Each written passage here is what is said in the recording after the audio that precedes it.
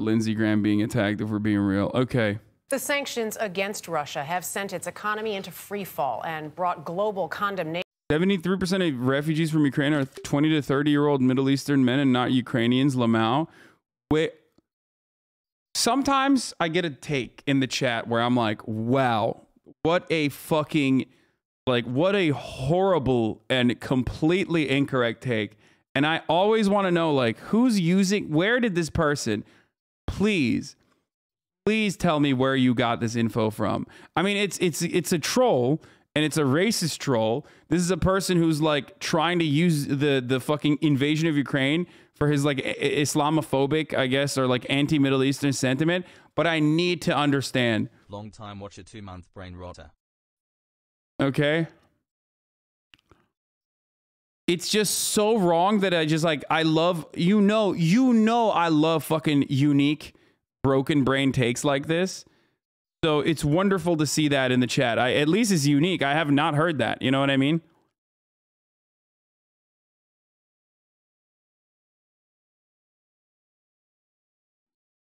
Of President Putin. Now the Biden administration is considering new sanctions that could hurt consumers here at home. Natalie Brand is at the White House with the very latest. Natalie, good morning. 2 years has passed. Good morning, Dana. Ukraine, as we know, has pleaded for more help, and the White House has now asked Congress for $10 billion in emergency defense and humanitarian assistance for the country. And this morning, U.S. senators have been invited to a Zoom meeting with Ukraine's President Zelensky.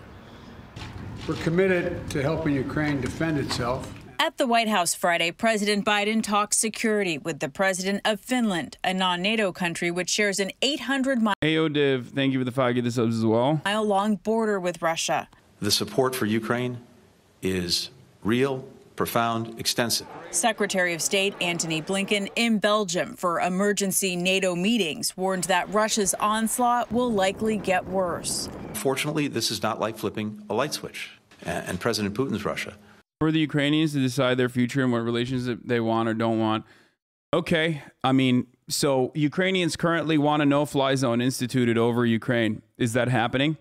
I understand that they have every right to demand certain things or want certain things, but you also have to understand the consequences of certain demands and the likelihood that whether they'll happen or not.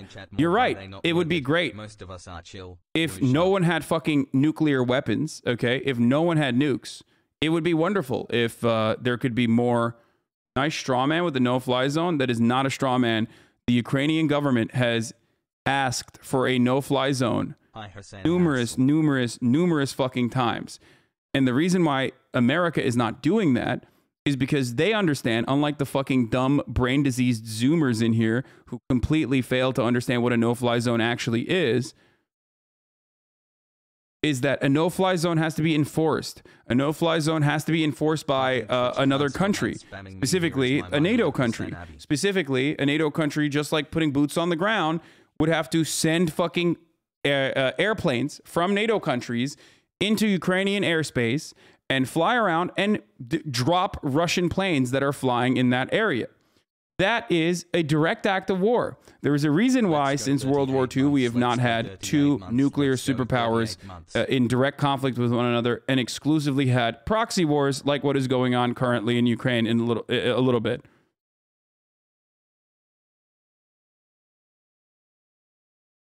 I think people are just saying you're full of shit just to get my attention, and that's pretty much it. We like because there's less people in the chat now. We lowered like the safeguards. We lowered the safeguards a little bit, and now it's just like people are A country that is prepared to go to excessive means to achieve its results. Friday, Russian troops attacked Europe's biggest nuclear power plant in southeastern Ukraine, sparking worldwide fears of a catastrophe much worse than Chernobyl's nuclear accident in 1986.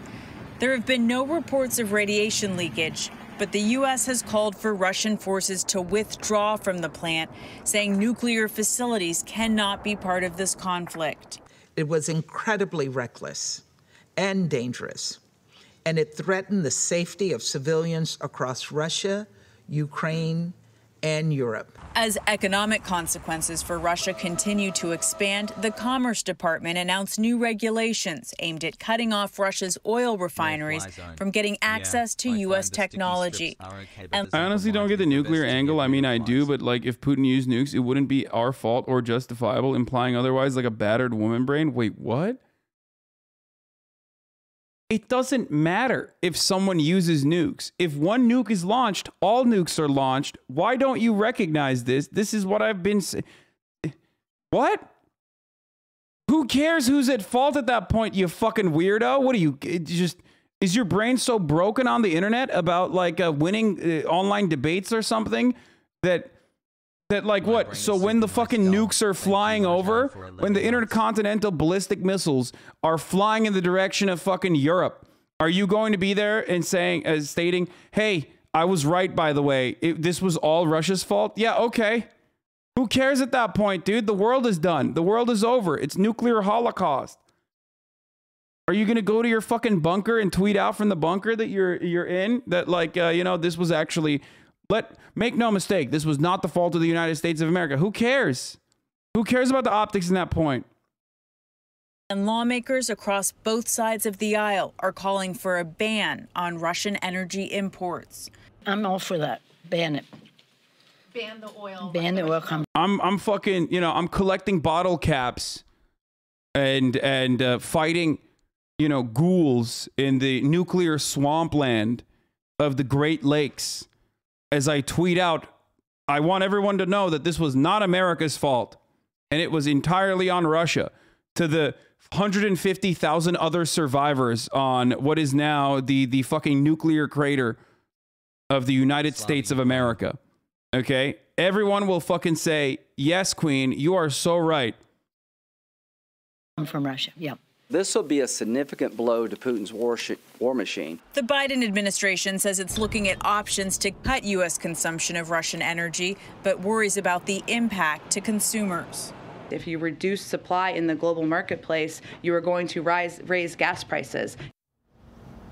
Meanwhile, Vice President Kamala Harris is scheduled to travel to Europe next week to visit Romania and Poland, where thousands of U.S. troops are positioned in support of NATO. Dude, more of this. Yes. Yes. All the leftist men talking about how Ukraine and NATO provoke Putin are really sending up red flags about how they behave in relationships or what they'd like to be able to get away with at any rate. Give me this, dude. Inject this directly into my fucking veins, baby. That's what I love. I love the level of analysis, okay? I love the analysis from rad libs, rad femmes, just radical people alike.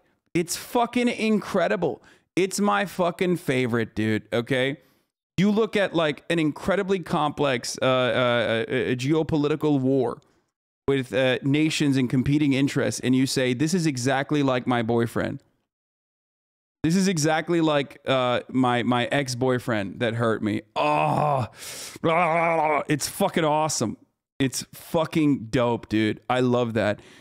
We talked about this. This is actually really, really interesting. Ukraine's security service has reportedly shot and killed Denis Kiriv, a member of the Ukrainian negotiating team, pictured far back on the right of the photo. He was apparently killed while resisting arrest on suspicion of treason. The Ukrainian Pravda news reports. There it is. Always translate Russian. SBU shot dead Ukrainian negotiator in Homel during detention, says sources. High-ranking interlocutors in the power bloc and political circles. Direct speech, he's already dead. Details. According to the interlocutors in political circles, the security service had clear evidence of Kiriv's treason, including telephone conversations. From another source, he was an agent. You yourself know why agents are killed. Kiriv participated in the negotiations between the delegations of Ukraine and Russia in Gomel in February 28th. How he ended up in the Ukrainian delegation and what he was specifically responsible for is unknown. It is known from open sources that Kiriv was a banker. In 2010 and 2014, he worked as the first deputy chairman of the board of Oschadbank. Before he was a member of the supervisory board of Ukreximbank. Plot twist about the agent. Wait, what? And now it's suggested Kyiv may have been a double agent killed while performing special tasks for Ukraine's military service. Wait, what? Denis Kyiv, one of Ukrainian delegation, we already talked about that. We'll wait for more, but it's perfectly plausible that Kyiv was indeed killed by the SBU. The former director of Ukraine's military intelligence told me that after 2014, he spent almost as much time hiding captured GRU assets from the penetrated SBU as he did capturing them. What? The Ukrainian special forces, like the Ukrainian intelligence, assassinated one of their own negotiators.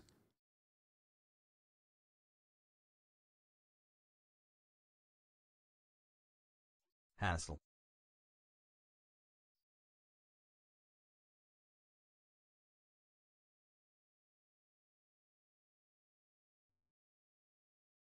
In a plot twist, now Ukraine's military intelligence sends Denis Kyiv, a member of Ukraine's negotiating team with Russia, who was reported killed today, was of GRU officer and was killed in the line of duty. So what? He was a double agent, and actually, they accidentally murked him because they thought that he was like they had bad intelligence or something. I don't know. It's just smile. It's called a triple agent, not a joke. It's a thing.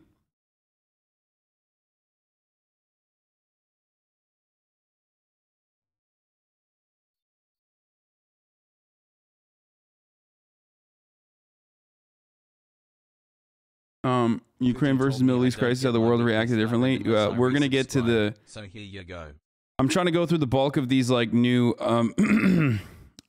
oh, here's the economic...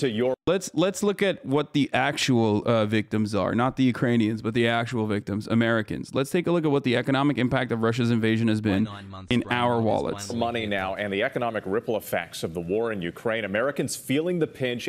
Explain this to me, bro. Where do you draw the line that by your logic, NATO shouldn't defend its smaller members from Russian aggression because it can lead to a nuclear war?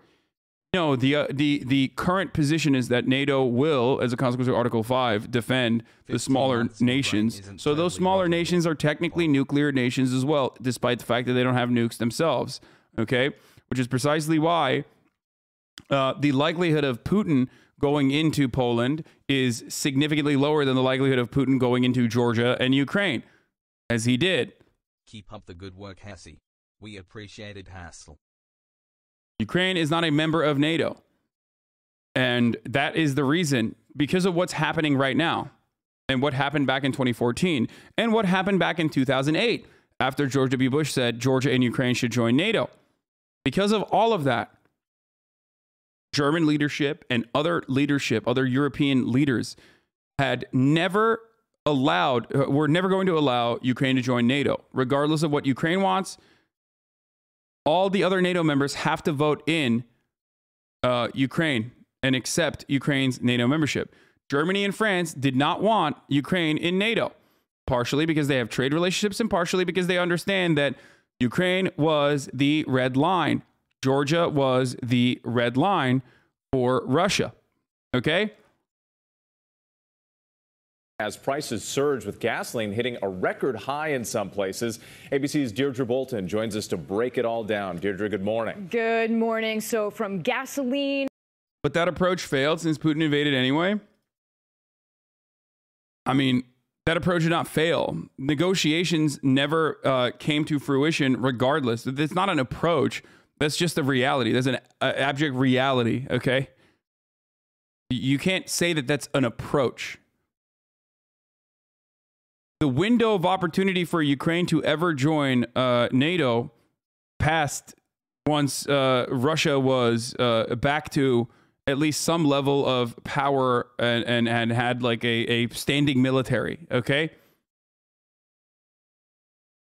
the window would have been when all the other Eastern Bloc post-Soviet countries were joining potentially.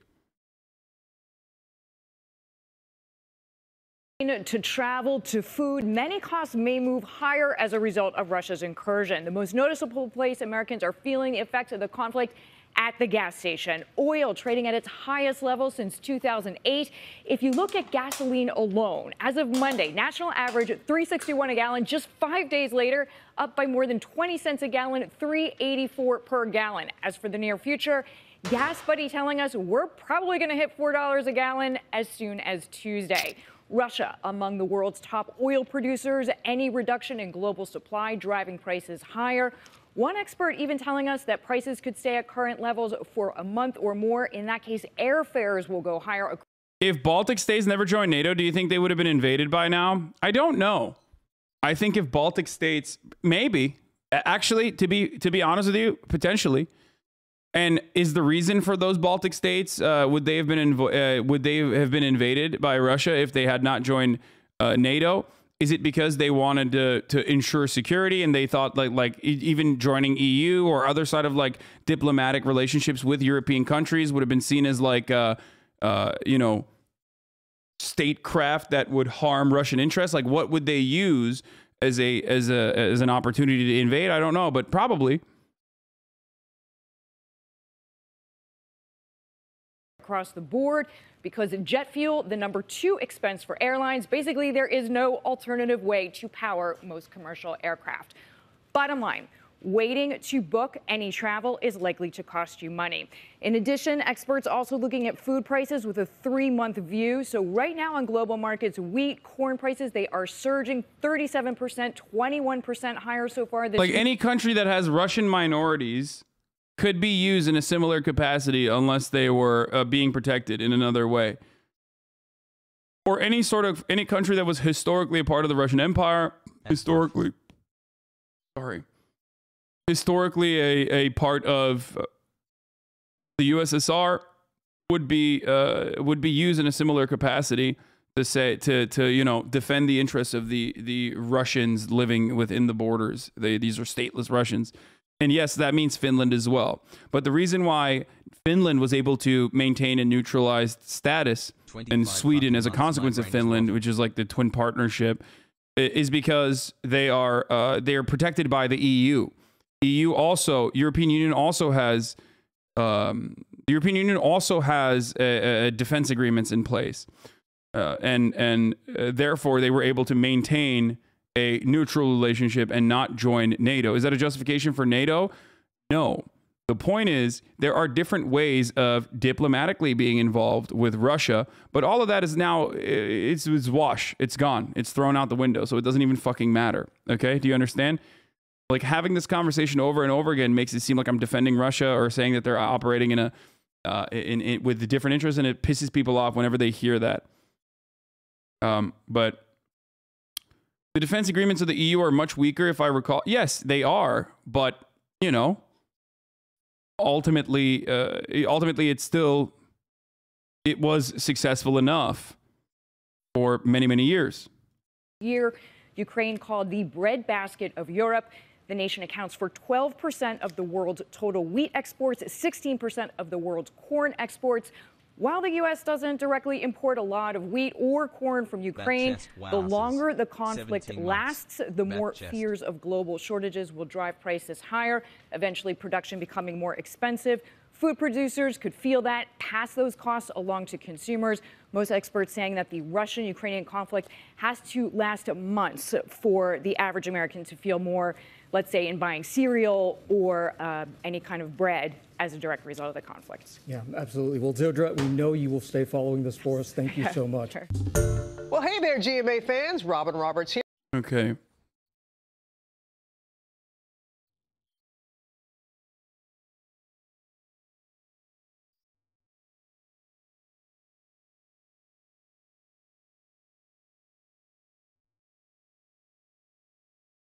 Hey, if you like this video, please subscribe and hit that bell so you don't miss out on any future videos.